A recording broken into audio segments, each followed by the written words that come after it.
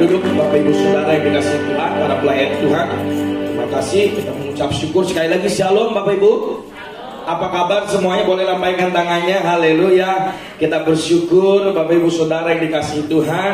Di hari ini, di minggu ini, di bulan ini kita masih diberi kesempatan untuk bernafas. Kita masih diberi kesempatan untuk menikmati hadirat Tuhan. Kita masih diberi kesempatan untuk bersama-sama berkumpul dengan saudara-saudari seiman di dalam Kristus Yesus. Karena kita satu tubuh di dalam Tuhan. Kita semua sama di hadapan Tuhan. Amin. Bilang kanan kirimu, kamu berharga di hadapan Tuhan.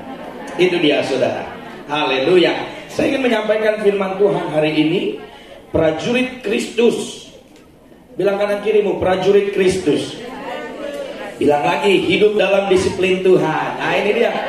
Ya, menjadi hal yang sulit sebagai kita mau jadi prajuritnya. Yes. Kita mau menjadi muridnya, ya. Kita mau menjadi anaknya, yes, amin, gitu ya. Tapi pernahkah kita mau hidup dalam disiplinnya Tuhan? Ya, sulit, berat bagi orang yang tidak mengenal Dia, bagi orang yang tidak mengetahui rencananya, bagi setiap orang yang tidak tahu tentang kehendak Bapa yang terbaik dalam setiap kehidupan kita. Tapi kalau kita mengenal Bapa kita dengan baik, dengan benar, kita akan hidup dalam disiplinnya Tuhan, disiplinnya Bapa. Bapak Ibu Saudara yang dikasihi, kita semua punya orang tua. Waktu kita lahir, kita besar, kita remaja, kita didisiplinkan oleh orang tua kita. Setuju ya? Benar ya? Kita disiplin. Agar apa saudara? Orang tua semua pengen kita menjadi orang yang baik, orang yang benar, orang yang berguna, orang yang bermanfaat. Sehingga kita pasti dikit-dikit dipukul, dikit-dikit diluruskan, dikit-dikit dibenarkan, gitu saudara. Nah, waktu kita menghidupi disiplin itu, kalau kita hidup dalam disiplinnya pengajaran dan didikan orang tua kita, pasti semua orang tua itu akan mengarahkan kehidupan kita kepada kehidupan yang baik kok. Ya, nggak ada orang tua yang menjerumuskan gitu. Orang tua yang asli saudara, ya kan? Kalau sebagai orang tua, kita pasti akan membawa anak kita hidup baik, hidup menjadi lebih baik, bahkan hidup yang berguna dan bermanfaat bagi orang-orang sekitarnya. Zaman dulu kita saudara waktu SD ya, dikit-dikit nggak ngerjain PR, wah gurunya tuh penggaris panjang, semua mengalami. Ya saya mengalami. Kalau zaman sekarang kan beda saudara. Dikit-dikit cubit, lapor polisi. Kalau dulu kita disiplin kita benar-benar loh. Ya, zaman kita yang semua dapat masa-masa yang luar biasa. Saya punya satu namanya guru killer. Itu guru matematika. Pokoknya udah guru matematika, mau yang preman apapun tunduk saudara. Karena dia selalu bawa mistar yang besar itu. Dia masukkan dalam kemeja kayak mau perang gitu, dia datang ngajar. Tiba-tiba siapa yang mau PR? Pak, saudara. Dilempar penghapus. Tapi apa yang terjadi saudara? Waktu kita merenungkan lagi, wah ternyata dulu kita melewati masa ini tidak berani kepada orang yang lebih tua saudara. Iya kan? Kita bahkan melihat orang yang lebih tua itu nunduk, permisi gitu saudara. Jadi kalau hari-hari ini orang yang tidak hidup dalam disiplin Tuhan, ya mereka udah tidak peduli lagi mau lebih tua kek, mau senior kek gitu. Ya. Waktu saya kemarin datang ke sempat berkunjung ke STT gitu ya, ke kuliah saya dulu. Wah, saudara, udah beda. Ya memang masanya yang beda gitu ya. Dulu kita kalau lihat kakak tingkat tuh udah kayak lihat dewa gitu ya. Udah kayak lihat lebih dari rajanya hantu gitu. Takut sekali. Wah, udah. Aduh. Kalau sekarang saudara saya kemarin datang, udah gini semua.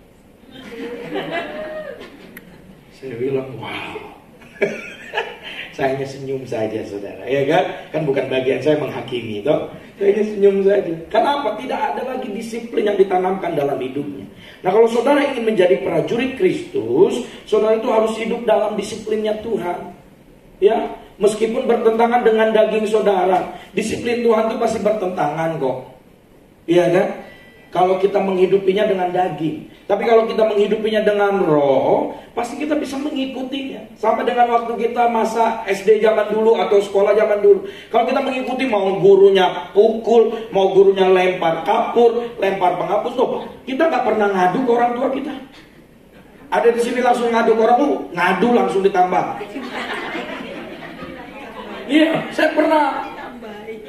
Ma, saya dipukul ini merah. Kamu sih wah lagi, tambah lagi saudara. Ya kalau saudara kalau mau nambah silakan ngadu ke orang tua. Tapi kalau nggak mau nambah, ya udah tutup saja merahnya, saudara. Dia pulang-pulang udah gitu, saudara. Padahal udah sakit dan lain-lain. Ini benar nggak?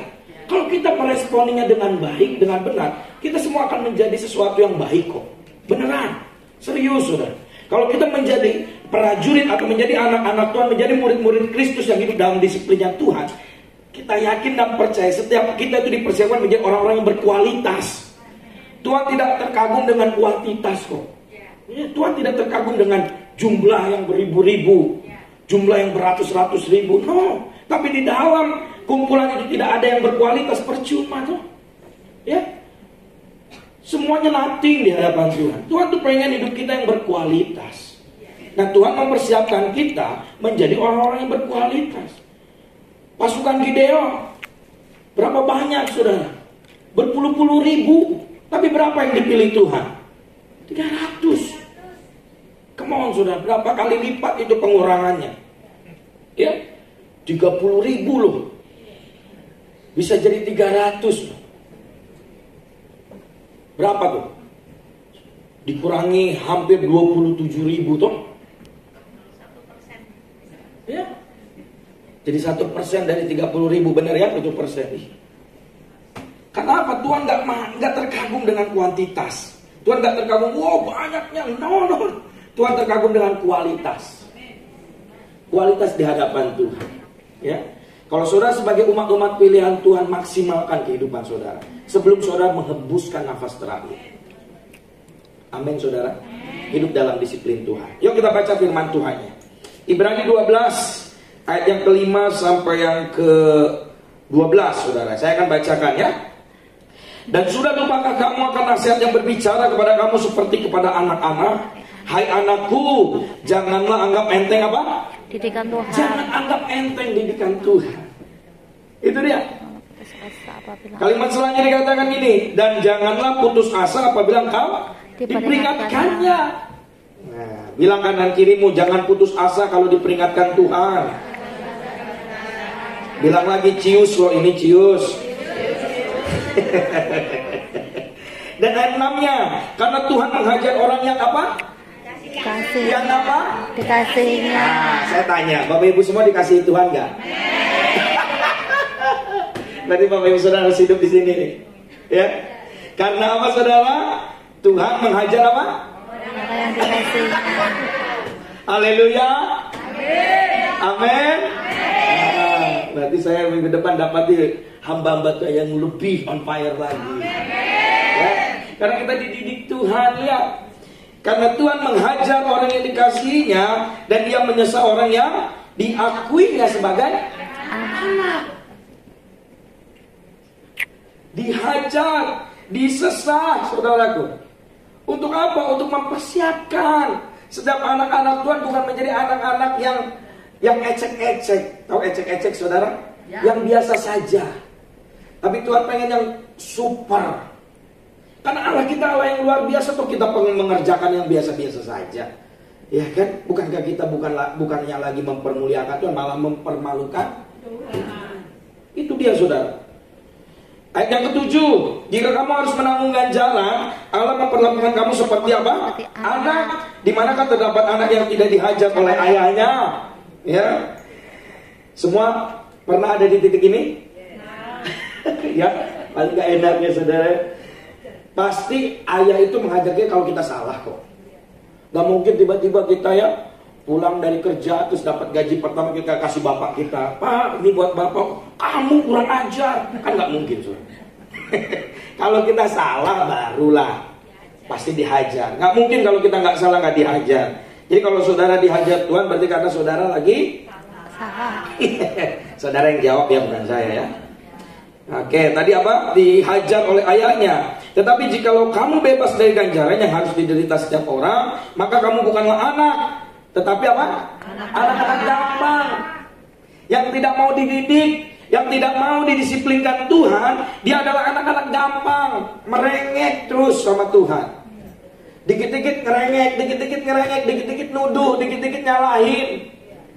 Terjadi masalah, Tuhan jahat. Terjadi tantangan, Tuhan jahat. Terjadi pencobaan, Tuhan jahat. Ada masalah dalam keluarga, Tuhan jahat. Semua jahat Tuhan. Ya, tiba-tiba diberkati, lupa sama Tuhannya. Ya, di sini nggak ada. Di kutub utara yang banyak. Ya, beruang gitu maksudnya. Ayo saudara-saudara yang dikasihi Tuhan, hari ini kita harus mengerti paradigma kita, harus kita ubah. Waktu Tuhan mendidik kita, mendisiplinkan kita, bukan Tuhan jahat kok. Karena Tuhan sungguh amat baik, maka ini mempersiapkan kita untuk lebih baik. Di dunia ini, selama kita hidup. Sehingga waktu kita nanti menghadap tahta pengadilan agung, kita sudah menjadi anak-anak yang siap. Anak-anak yang tahu dan mengerti apa yang harus kita lakukan nanti kelak di kehidupan kekal nanti. Kita mempersembahkan tubuh, jiwa, roh kita kepada Tuhan selama kita hidup. Nanti sudah kita meninggal, ya udah kita berhadapan dengan Tuhan secara langsung. Makanya tidak ada penebusan yang kedua, kematian yang kedua, saudaraku. Tuhan mati satu kali, ya. Yesus disalib, bahkan di hari kebangkitannya ini 40 hari, saudaraku. Yesus menampakkan diri, menunjukkan bahwa aku adalah Allah, aku adalah Tuhan yang hidup, yang sudah mengalahkan maut. Sehingga waktu engkau percaya kepadaku, engkau diselamatkan. Engkau tidak melewati maut, kematian yang kedua itu, tapi engkau cukup satu kali saja. Bilang kanan kirimu, cukup satu kali matinya. Ya, jangan sampai 2 kali, ya, apalagi 3 kali. Jadi ayo saudara, kita memaknai dan meresponi firman Tuhan hari ini dengan apa yang harus kita kerjakan di hari-hari ini, saudaraku, untuk menyenangkan hati Bapa. Setiap ganjaran, diderita, itu semua adalah didikan Tuhan, disiplinnya Tuhan dalam kehidupan kita. Ayat yang ke-9-nya, selanjutnya dari ayah kita yang sebenarnya kita beroleh ganjaran dan mereka kita hormati. Kalau demikian, bukankah kita harus lebih taat kepada Bapa segala roh? Nih, taat kepada Bapa segala roh supaya kita boleh hidup.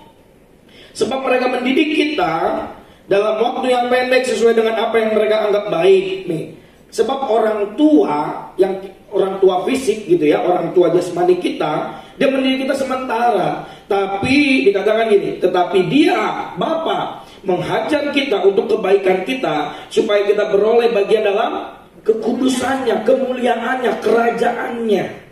Gitu. Kalau saudara menjadi ahli waris kerajaan surga, berarti saudara harus jaga baik nama saudara yang ada di surat warisan tersebut. Iya kan? Jangan sampai saudara menyia-nyiakan status dan identitas saudara sebagai anak-anak Tuhan, sebagai ahli waris kerajaan surga. Kalau saudara ahli waris, berarti saudara pasti mendapatkan warisan tersebut. Benar kan? Saudara, saya kemarin sempat lihat cuplikan gara-gara warisan gitu saudara, film Indonesia. Nggak tahu Bapak Ibu semua udah pernah nonton atau nggak tahu juga judulnya gitu ya. Saya lihat gara-gara warisan, mereka berebut untuk mendapatkan atau agar nama mereka dicantumkan dalam surat warisan tersebut. Mereka berebutkan apa? Waktu nama mereka sudah ada di surat warisan tersebut, berarti warisan itu adalah miliknya. Sama halnya dalam setiap kehidupan kita hari-hari ini, kehidupan kerohanian saudara sebagai anak-anak Tuhan. Kalau nama saudara sudah tertulis di dalam surat warisan, ahli waris kerajaan surga, Marion Davis, ya, berarti kita sudah punya warisan di surga. Udah.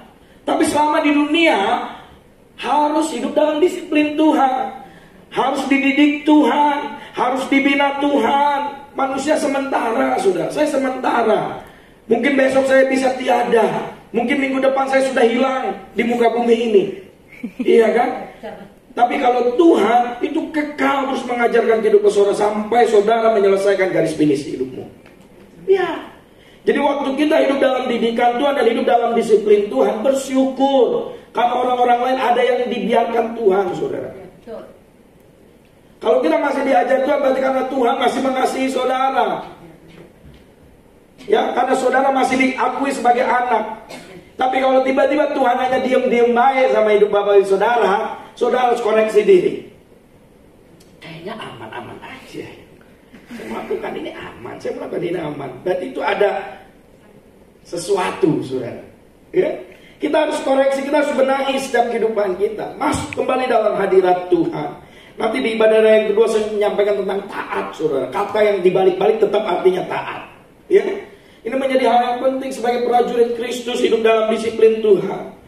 Memang tiap-tiap ganjaran pada waktu ia diberikan tidak mendatangkan sukacita, tetapi duka cita. Tetapi kemudian ia menghasilkan apa?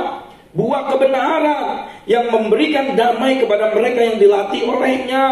Meskipun setiap ganjaran itu tidak mendatangkan sukacita, ya kan, malah mendatangkan duka cita, tapi kita tahu hasil dari ganjaran itu adalah menghasilkan apa? Buah kebenaran yang memberikan damai kepada mereka yang dilatih olehnya, yang dilatih dalam didikan itu, dalam ganjaran itu. Sebab itu kuatkanlah tangan yang lemah dan lutut yang goyah, agar kita punya pondasi yang kuat di hari-hari ini, saudara. 2 Timotius 2:3-4 dikatakan gini, ikutlah menderita sebagai prajurit yang baik dari Kristus Yesus. Seorang prajurit yang sedang berjuang tidak memusingkan dirinya dengan apa? Soal-soal penghidupannya. Karena kita percaya Allahku akan memenuhi keperluanmu dan kebutuhanmu menurut kekayaannya. Ya, kalau kita semua percaya bahwa Allah tak pernah meninggalkan kita, tak pernah lupa memberkati kehidupan kita, ngapain lagi kita pusing dengan soal penghidupan kita? Yang penting ini, bukan berarti kita tidak bekerja, saudara. Ya, jangan salah artikan firman ini, gitu ya. Oh iya kan Tuhan pasti memberkati, ya wis lah, tidur-tidur baiklah di rumah. Enggak juga, saudara. Tuhan memberkati kita dalam pekerjaan kita, dalam usaha kita, dalam sekolah kita, dalam segala apa yang kita kerjakan supaya diberkati Tuhan. Perlu ada usaha, tindakan. Iman tanpa perbuatan hakikatnya mati. Jadi perlu kita tunjukkan bahwa kita adalah orang-orang yang beriman, yang mengandalkan Tuhan. Tapi saudara, selama kita ikut Tuhan, Tuhan itu tidak pernah membiarkan kehidupan kita kekurangan. Serius, Tuhan adalah gembalaku, takkan kekurangan aku. Dia membaringkan aku di padang yang berumput hijau. Dia membimbingku ke air yang tenang. Dia menyegarkan jiwaku. Dia menuntunku ke jalan yang benar, oleh karena namanya. Sekalipun aku berjalan dalam lembah kekelaman, gitu. Dan aku pun tidak takut bahaya, sebab Tuhan besertaku. Saya kalau lagu ini ada banyak versi, sudah. Jadi saya suka lupa ref. Ya, ada yang balik lagi ke awal, ada balik lagi ke ref gitu. Tapi kita percaya bahwa Tuhan adalah gembala yang baik. Dia tidak akan pernah membiarkan kita kekurangan. Amin. Amin, saudara ya. Supaya dengan demikian dia berkenan ke komandannya, kepada komandannya. Apa yang bisa kita dapatkan? Yang pertama, kalau hidup dalam disiplin Tuhan, ada peringatan yang diberikan dalam kehidupan kita. Ada warning, alarm yang akan diberikan dalam setiap kehidupan kita. Ya, poin yang pertama, boleh dibantu? Ini dia, peringatan. Ada peringatan yang Tuhan akan berikan dalam kehidupan saudara. Kalau saudara diperingati Tuhan, saudara bilang, thank you Lord, thank you God, thank you Jesus.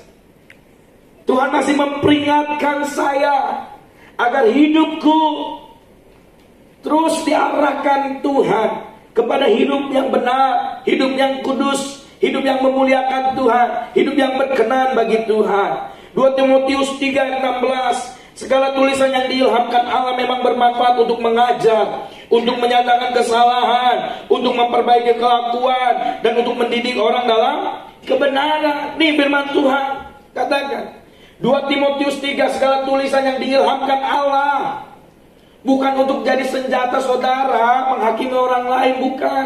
Tapi dikatakan ini memang bermanfaat untuk mengajar, untuk apa? Menyatakan kesalahan, untuk memperbaiki kelakuan, dan untuk mendidik orang dalam kebenaran. Ya, waktu saudara mendengarkan firman Tuhan, Firman Allah yang diilhamkan Allah, yang dinyatakan dalam setiap kehidupan para nabi, yang sudah dituliskan oleh para rasul, saudaraku. Untuk apa? Untuk mengajar kita menjadi lebih baik. Untuk apa? Untuk menyatakan kesalahan, kita diingatkan. Untuk apa lagi? Memperbaiki kelakuan kita. Dan untuk mendidik kita, mendidik Bapak Ibu hidup dalam kebenaran. Di waktu kita diperingatkan Tuhan, ayo saudara, fokus dalam panggilan yang Tuhan sudah berikan dalam hidup saudara. Fokus dalam panggilan yang Tuhan sudah percayakan dalam kehidupan saudara. Ini yang pertama, peringatan. Yang kedua yang bisa kita dapatkan hidup dalam disiplin Tuhan adalah hajaran. Bilang kanan kirimu, hajaran. Yes, dihajar itu tidak enak saudara. Pasti mengalami sakit. Ya, waktu kita dihajar Tuhan, kalau kita tidak meresponi dan kita tidak gunakan cara pikir kita dengan cara pikir surga, cara pikir Allah berpikir, kita pasti tidak akan pernah namanya nyaman di posisi ini. Tidak akan. Dan kita akan memaknainya dengan makna yang salah. Ya seperti tadi, kalau kita dihajar Tuhan seakan-akan Tuhan itu jahat sama kehidupan Bapak Ibu Saudara. Bukan saudara. Karena Tuhan mengasihimu, makanya kita dihajar. Untuk apa? Untuk lebih baik. Pribadi lepas pribadi diajar Tuhan untuk dibawa lebih baik lagi. Ibrani 12 ayat 9 sampai 10. Selanjutnya dari ayat kita yang sebenarnya kita beroleh ganjaran dan mereka kita hormati. Kalau demikian bukankah kita harus lebih taat kepada Bapa segala roh supaya kita boleh hidup? Sebab mereka mendidik kita dalam waktu yang pendek sesuai dengan apa yang mereka anggap baik, tetapi dia menghajar kita untuk kebaikan kita supaya kita beroleh bagian. Beroleh bagian. Bayangkan saudara, gimana gak baiknya Bapak kita. Dia menghajar kita agar kita tuh beroleh bagian di dalam kemuliaannya, di dalam kekudusannya, di dalam kerajaannya. Jadi kita dihajar itu bukan untuk diusir dari surga, no, ahli waris dihapus, nah saudara, agar saudara mendapat bagian dipersiapkan selama hidup di dunia ini. Kalau sudah nanti kita mengembuskan napas terakhir, ya wis saudara ya, wassalam toh. Iya kan? Kita nggak bisa lagi melakukan apa-apa. Ada saudara nanti sesudah meninggal terus tiba-tiba arwahnya penginjilan gitu kan? Enggak. Tuhan, saya mau menebus dosa saya, boleh saya diizinkan menginjili lagi? Kan enggak, cukup waktu selama saudara hidup. Tiba-tiba saudara waktu nanti arwah tiba-tiba memuji dan menyembah saat teduh gitu, kan enggak lagi saudara, sudah selesai toh. Selama kita di dunia ini saja kita ambil sikap yang benar di hadapan Tuhan. Ya saudara, hidup dalam ajaran Tuhan itu enak kok. Saya selalu katakan apa ikut Tuhan itu apa? Gurih-gurih, nyoy saudaraku ya. Ada gurihnya, ada nyonya, ada sulitnya, ada asamnya, ada manisnya. Gitu saudara. Jadi hajaran ini mengajarkan kita untuk apa? Taat seutuhnya, sepenuhnya, bukan sebagian. Oh Tuhan, hari ini aku mau taat, besok boleh nggak nego dikit? Ya, saya jam 2 sampai jam 5 lah nggak taat dulu. Nanti sesudahnya saya taat lagi. Enggak saudaraku, Tuhan pengen kita taat seutuhnya. Dari saudara bangun tidur sampai saudara tutup mata untuk tidur, saudara harus hidup taat kepada Tuhan. Ya, hidup menyenangkan hati Tuhan. Bruce Wilkinson bilang gini, semua tindakan Tuhan dimaksudkan untuk mendorong kita dengan penuh kasih, dengan bijak, tanpa henti ke arah kehidupan dan karakter Kristus. Begitu orang percaya memahami motif Tuhan ini nih, kita baca pelan-pelan saudara. Saya sangat diberkati oleh hambanya ini saudaraku ya.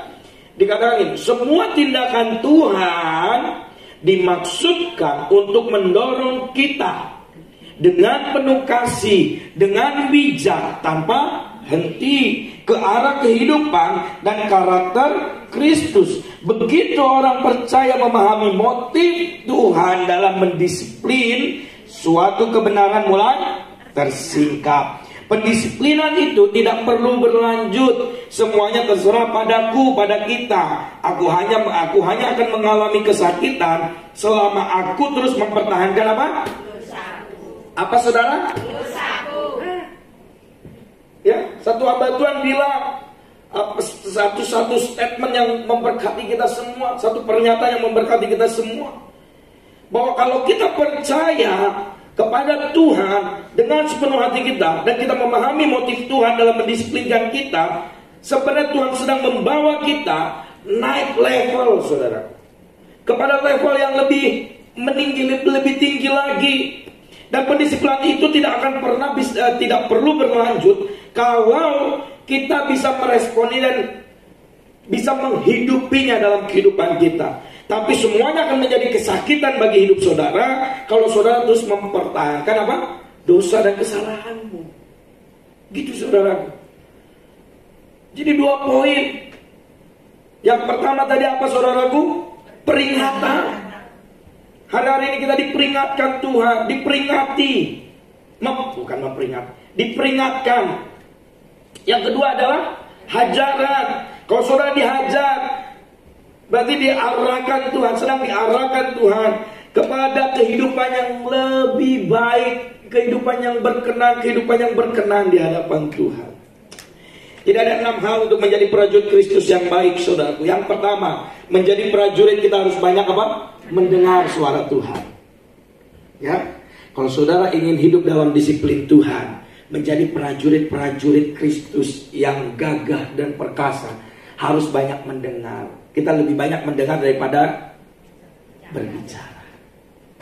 Kalau orang yang serius mendengar, dia akan tahu apa yang diarahkan komandannya. Ya, kalau komandan bilang kamu pergi ya, terus kita, komandan nggak bisa. Kita nggak akan mengerti arahan dari komandan kita.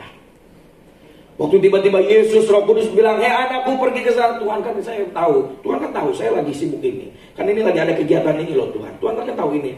Nah, gimana kita bisa melakukan apa yang Tuhan arahkan? Iya kan? Kita nggak akan pernah bisa mengikuti arahan Tuhan kalau kita tidak mendengar suaranya. Hai saudara-saudara yang dikasihi Tuhan, ingatlah hal ini. Setiap orang hendaklah cepat untuk apa? Mendengar, tetapi lambat untuk berkata-kata, dan juga lambat untuk marah. Amin.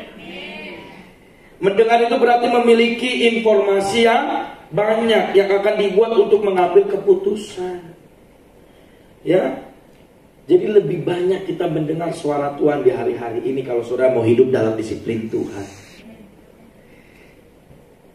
Kita mendengar apa yang Tuhan katakan, kita mendengar apa yang Tuhan firmankan, sehingga kita dapat informasi-informasi, kita mengumpulkan informasi, rahasia-rahasia surga, rahasia-rahasia ilahi yang Tuhan singkapkan dalam kehidupan kita. Ya, sesudah mendengar, prajurit Kristus harus punya yang kedua, karakter. Bilang kanan kirimu karakter. Karakter. Celakalah kamu, hai ahli-ahli Taurat dan orang-orang Farisi, hai kamu orang-orang munafik, sebab kamu sama seperti kuburan yang dilabur putih, yang sebelah luarnya memang bersih tampaknya, tetapi yang sebelah dalamnya penuh tulang belulang dan pelbagai jenis kotoran. Karakter berpengaruh dalam kehidupan. Itulah yang akan dikenal oleh orang banyak di sekeliling kita. Kalau seorang prajurit, saudara, kalau karakternya tidak baik, apakah pantas dikatakan seorang prajurit Kristus? Enggak, saudara. Ya. Orang-orang sekitar kita bisa tahu kita adalah prajurit Kristus dari buahnya dan dari karakternya. Yes, saudara. Beneran. Ya, orang sekitar kita nggak usah tunjukin. Saya murid Kristus, saya bukan pasukan. Kan nggak usah, saudara. Ya, saya murid Kristus. Tiba-tiba saudara sambil jalan gitu keliling Taman Victoria Park, saya bukan pasukan berjalan, pasukan berkuda. Yang pastinya kita langsung masuk TikTok, saudara. Kalau saudara nanti direkam sih. Ya kan, masuk langsung YouTube, masuk langsung Facebook, saudara, rame. Tapi nanti saudara langsung terkenal. Sama yang joget itu ya, joget tut gitu. Cepet, saudara, gampang sekarang ya. Kalau dulu harus tes dulu lah, harus ada bayar dulu dan lain-lain. Sekarang yang penting saudara punya kemampuan yang menarik, yang unik, pasti cepat gitu ya. Tapi semuanya harus digunakan untuk mempermuliakan nama Tuhan. Ya kan bisa saudara joget lagi lagunya pakai lagu rohani gitu ya. Setinggi-tingginya lagi, belum ada loh di TikTok. Nanti saudara bisa bikin ya. Ya kan? Sudah ada, Pak. Badannya besar gitu. Tapi aneh, kakinya pendek. Gitu saudara, gue bisa loh nanti ya. Nanti saya jadi videografernya, gak apa-apa. Ya saudara ya, karena Penting sekali gitu orang-orang sekitar kita melihat buah itu. Jadi saudara harus punya karakter yang baik, karakter yang karakter Kristus dalam kehidupan saudara gitu ya, karakter yang benar. Dan yang ketiga, saudaraku, sebagai prajurit Kristus kita harus apa? Ikuti arahan. Ini dia. Kalau saudara tidak mengikuti arahan, saudara pasti akan jatuh kepada lubang yang salah, jatuh di dalam keputusan yang salah. Sebab aku ini mengetahui rancangan apa yang ada padaku mengenai kamu, demikianlah firman Tuhan, yaitu rancangan damai sejahtera dan bukan rancangan apa? Kecelakaan, untuk memberikan kepadamu hari depannya penuh harapan. Kalau kita tahu rancangan damai sejahtera itu berasal dari Tuhan, kita harus ngikutin arahan Tuhan. Ya, cari tahu rancangan Tuhan, maka rancangan kita akan menyesuaikan dengan rancangan Dia. Gitu saudara. Jadi waktu komandan besar kita, Bapak kita bilang apa, kita kerjakan. Apa yang Bapak sukai, kita sukai, ya kan? Apa yang Bapak gemari, itu yang kita gemari. Itu kan nggak mungkin saya memaksakan Bapak untuk suka Indomie ayam bawang. Gitu kan? Lucu juga, Bapak suka Indomie ayam bawang nggak suka anakku, sukalah Bapak, kan udah sama dengan aku, kan enggak toh? Kita menyukai apa yang Bapak sukai, gitu sih. Jadi ikuti arahan dari komandan kita, ya. Jadi menjadi prajurit 3, mendengar, karakter, dan ikuti arahan. Yang keempat, sebagai prajurit Kristus. Nah ini apa? Sadar diri. Sadar diri. Bilang kanan kiri, sadar diri. Kalau kamu tuh prajurit gitu maksudnya, gitu ya. Sadar. Kalau saudara berjalan dan tidak menyadari bahwa saudara adalah prajurit, saudara akan menjadi orang-orang yang loyo terus. Ya, anak-anak gampangan. Saudara jalan, iblis ngeledek kanan kiri. Ya saya salah. Yo saya salah. Nunduknya bukan kepada Tuhan, nunduk kepada iblis, saudara. Nunduk kepada setan yang selalu menuduh. Harusnya kita jalan gagah, saudara. Kalau kita sadar diri status dari kita waktu iblis menuduh, no, tolak dalam nama Yesus, patahkan dalam nama Yesus, wah semua, ya kan? Harusnya kita sadar diri bahwa kita adalah anak-anak Tuhan. Jadi saudara waktu pergi kemanapun, kalau saudara sadar diri bahwa saudara adalah anak-anak Tuhan, saudara akan membawa nama baik Tuhan, ya, mempermuliakan Tuhan melalui hidupmu, melalui kehidupan saudara, melalui aktivitas saudara, bukan mempermalukan Tuhan. Jadi sadar diri. Lalu berkatalah Daud kepada Nathan, aku sudah berdosa kepada Tuhan. Dan Nathan berkata kepada Daud, Tuhan telah menjauhkan dosamu itu, engkau tidak akan mati. Tahu saudara tentang kisah ini ya? Tentang apa yang dikatakan oleh saya, saya hanya mengambil satu ayat saja. Dikatakan bahwa Daud mengakuinya, gitu, menyadarinya. Nah kalau saudara tidak menyadarinya, saudara kebayang ya. Jadi kita perlu sadar diri, saudara, mengakui dosa dan bertobat, hidup di dalam Tuhan, sungguh-sungguh. Hari-hari ini, waktu yang Tuhan masih beri, tanda-tanda sudah nyata loh, saudara. Ya, gak ada puji tanda-tanda telah nyata, hujan air telah tiba. Kita sulit lagi melihat kasih mula-mula.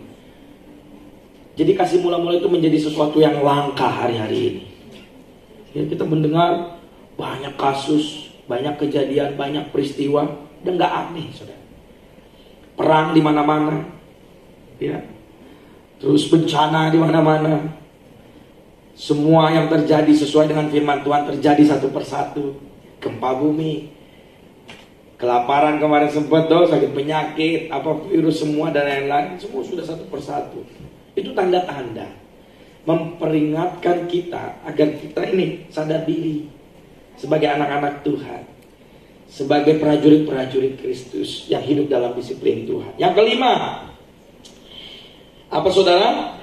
Rendah hati. Nah ini, rendah hati itu bukan rendahan, saudara, ya, itu beda sekali. Rendah hati, sebab Tuhan berkenan kepada umatnya, Ia memahkotai orang-orang yang karena Tuhan kita, Yesus Kristus itu rendah hati. Dan kita harus memiliki apa yang Tuhan Yesus miliki dalam kehidupan kita. Ia memahkotai orang-orang yang rendah hati dengan keselamatan. Jadi yang rendah hati dimahkotai Tuhan. Kamu selamat anak. Wah saudara, waktu saya dipindahkan toga gitu ya, waktu Isra, senangnya minta ampun, saudara. Meskipun perjuangan yang sudah dilalui ya, skripsi dan lain-lain. Malahan sebelumnya saya sudah punya niat, udahlah tahun depan aja lah. Kayaknya nggak sanggup saya tahun ini menyelesaikan skripsi, gitu ya. Tapi Tuhan bilang, oh, tahun ini dong, 4 tahun selesai. Jangan 5 tahun, 4 tahun cukup. Karena tahun kelima saya akan utus kamu. Wah, saudara. Waktu saya dengar suara itu, sudah 3 bulan saya menyelesaikan skripsi. Yang harusnya 6 bulan. Banyak revisi dan lain-lain, saudara. Wah, kalau saya tidak punya kesabaran, rendah hati di hadapan dosen dan lain-lain gitu, wah saudara, saya pasti udah nggak lulus. Karena udah kesal sekali kan, dosen kan enak. Kita print, ketik, panjang, dosen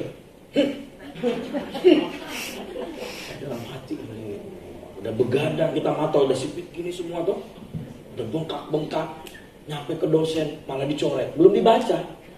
Mana? Salah. Ya kan? Tapi kita melakukannya dengan sabar. Soalnya waktu saya menyelesaikan semuanya, wah, beres semua. Ya.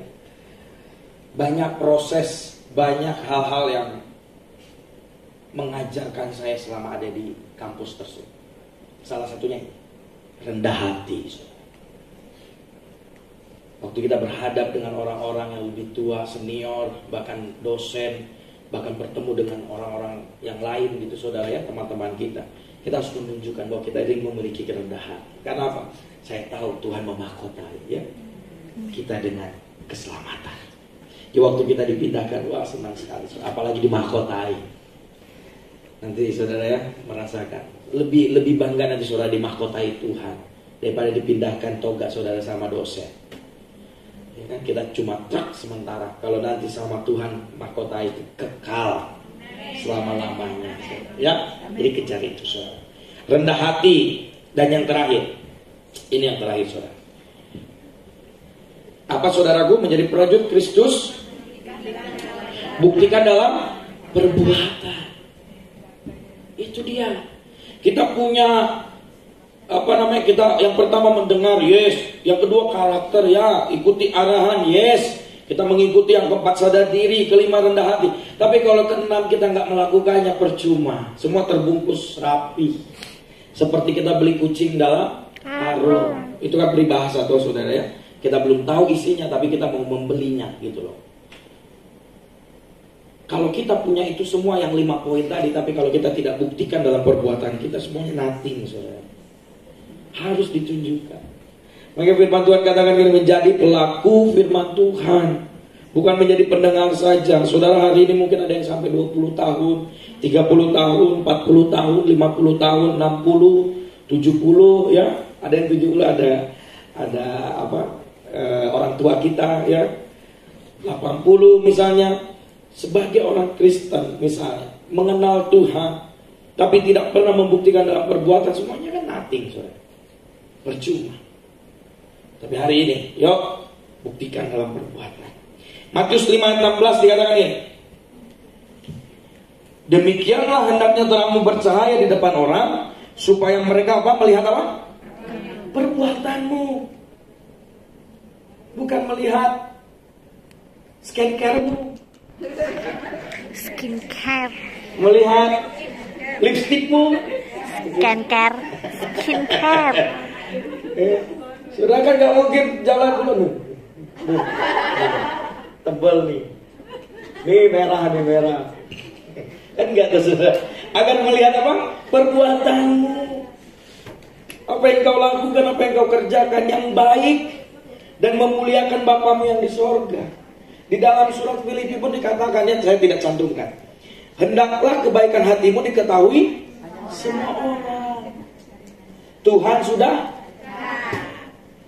ya, sumber air sodekat ya, kalau ini enggak, sumber berkat sodekat ya, sumber sang juru selamat sodekat gitu. Sudah dekat. Hendaklah kebaikan hatimu, hendaklah perbuatanmu tunjukkan kepada dunia yang gelap ini, agar mereka melihat perbuatanmu dan memuliakan apa? Bapamu yang di sorga. Jadi kelima hal yang tadi saya sampaikan, kalau saudara tidak lakukan di poin ke-6 ini, apa muyun? Nggak ada guna. Nggak guna, muyun. Ya, Karena kalau minggu kemarin kan enak ya Bapak Ibu ya, ada bahasa Jermannya, ada bahasa Indonesia, Jerman bahasa Jawa gitu ya, Jawanya gitu. Muyung gitu, nggak berguna. Muyung benar ya? Yes. Benar ya? Saudara ini jangan mempermalukan pestanya. Jadi saya yang salah gini. Jadi saudara yang kasih tahu, saudara menyalahkan saya. Inilah namanya tanda-tanda akhir zaman. Kan sama seperti Yesus dah. Yesus, mereka yang nyambut, mereka yang menyalibkan, kan gitu. Ayo sambut sang raja, kasih baju, kain. Tiba-tiba Yesus datang lagi, salibkan dia. Kan sudah nggak mungkin toh nanti tiba-tiba minggu depan salibkan.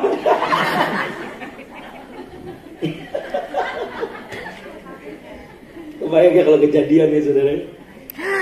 Repot juga. Hendaknya terangmu bercahaya. Bukan cahaya anak Yub, itu ada cahaya.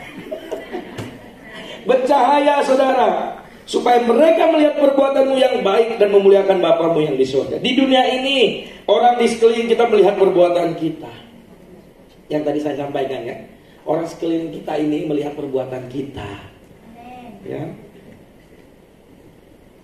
Kita memuliakan Bapa agar mereka, jadi pastikan perbuatan kita memuliakan Bapa agar mereka juga memuliakan Bapa kita di surga. Ya. Jadi 6 hal ini saudaraku yang saya sampaikan. Yang pertama tadi apa saudara? Mendengar. Yang kedua apa? Karakter. Yang ketiga ikuti apa? Arahan. Yang keempat apa?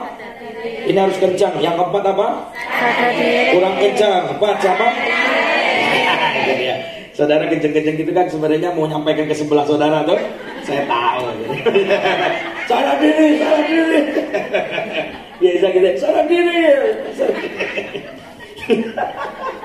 Nggak ada di sini saudara ya.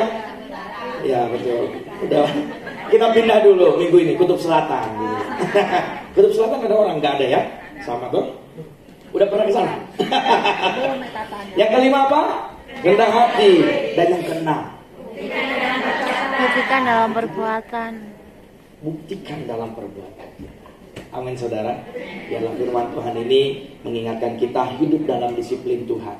Prajurit-prajurit Kristus yang gagah perkasa adalah orang-orang yang hidup dalam disiplin Tuhan dan menghidupinya dalam setiap kehidupan kita. Mari kita tundukkan kepala ya. Terima kasih Tuhan.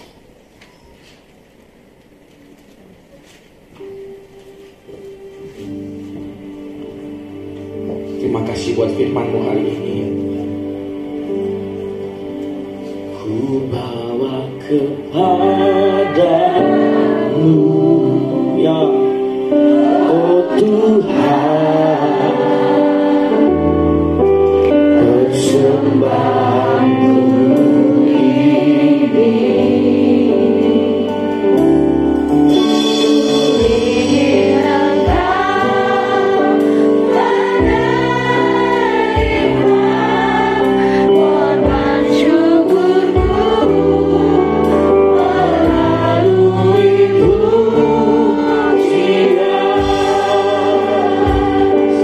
Saudara angkat tangan mengatakan ku bawa kepadamu.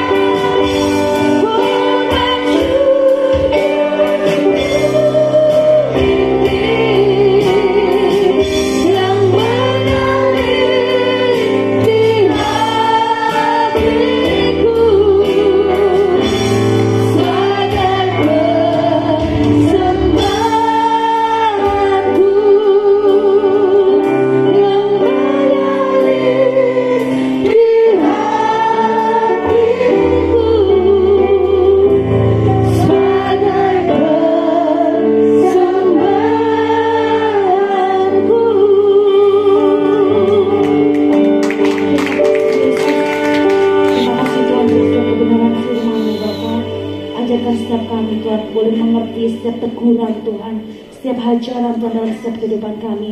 Dan dalam setiap kehidupan kami Tuhan boleh disiplin akan setiap apa yang mau Tuhan kerjakan atas hidup kami.